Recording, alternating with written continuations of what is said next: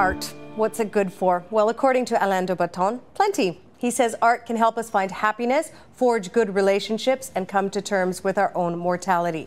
But can we really find that peering into a painting? Here now to help us answer that, we welcome back Alain de Botton, philosopher and co-author of Art as Therapy. He's also the co-curator of the exhibition series of the same name that is currently taking place at the Art Gallery of Ontario. Welcome back. Thank you so much. Nice to have an exhibit at the AGO, huh? It's such a treat, and they've been so nice. Okay, we're going to be talking about the importance of art, but I want to unpack the title of your book a little bit first. Why does art have a therapeutic value? Okay. It's a little shocking to say that art has a therapeutic value because we've grown up with this world, and it's very odd, where nice and intelligent people will tell you things like art has no purpose. Art is there just for art's sake. And sometimes when you go into museums, you think, what am I supposed to think? What am I supposed to do? Because it's almost like no one's really telling you. It's just art's very important, but no one quite knows what it's for. And I think that that's a real problem. I think it's possible to say what it's for.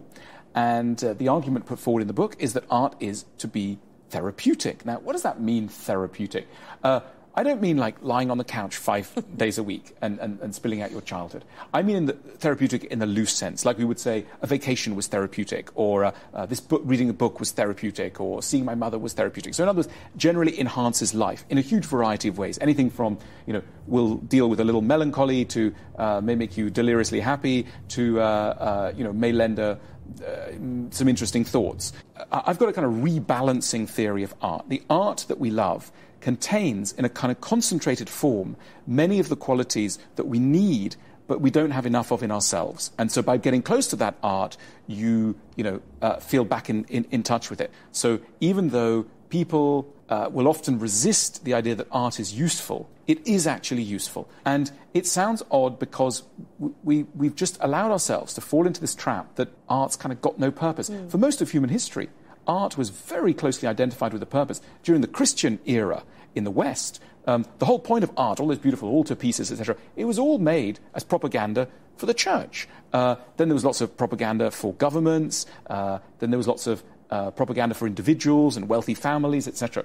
And I think you can still look at a lot of art and say it's got an agenda. It's got something it wants to teach you. And that's not always a problem. It's just that we've stopped talking about it that way. We're going to look at some pieces a little later and talk about their therapeutic value, if I can put it that way. But, a lot of people are resistant to going to museums because someone has told them what is and isn't good art, or that is bad art, and the pressure on the individual to have knowledge and information to know what good art is overwhelming. So who gets to decide what is and isn't good art, or bad art for that matter? I think you're absolutely right. People often feel quite uncomfortable in museums, especially large, impressive kind of galleries. And I think the thought is, what am I supposed to do here? So you come up against, a great canvas about something, and you look at the caption, and it tells you this was painted in X by the painter Y, and it was bought and sold, blah, blah, blah. But it doesn't really tell you very much else. And this idea that we simply look at dates and, what it was painted on and who bought and sold it, you can't love a work of art because of that. Those may be reasons, there may be very fascinating bits of factual information, historical information, but no one's ever fallen in love with oil on canvas. Right. And, our argument is we should love art like we love music. Think of the way people behave with music, right? We use music totally therapeutically. Art, basically for economic reasons, has been in the hands of a narrow elite who've owned museums, who've owned the physical things. And they've said to us two things. A, it's really important to go and see them in our museum. So you've got to pay your $20 to go and see that museum. And B, when you're with us, you've got to pay attention to the history, the materials, etc.